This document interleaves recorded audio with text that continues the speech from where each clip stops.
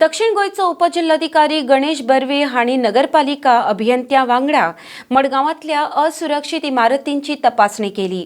आता मेरेन नोंद केल्ल्या 21 असुरक्षीत इमारतींमदल्या 7 इमारतींची तपासणी मंगळारा जाल्या।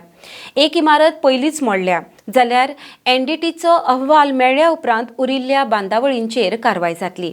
RDX bureau report. Total as per last year data 21 unsafe buildings आशिल्ल्यो। आता तेतूंतले आमी इन्स्पेक्शन केला, टोटल 7 कवर केला बिल्डिंग्स।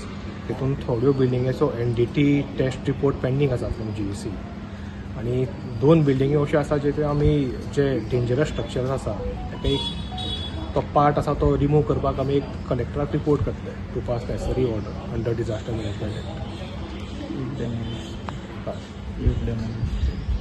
सर एकच डेमोलिश जाले आजपासून न्ही? एक डेमोलिश जाल्या आजपर्यंत, अजून बाकीचे जावंक ना। सो डिले कित्याक कसो म्हणटा? ना तांकां तो एक एनडीटी रिपोर्ट घेवचो पडटा, सो त्या रिपोर्टा वयल्यान कळला की whether it is to be demolish or not. Okay. आणि अशी जी बिल्डिंग आता सामकी अनसेफ आहा थंय कितें तुमी बॅरिकेटिंग बी करतले? बॅरिकेटिंग आमी ऑलरेडी केला।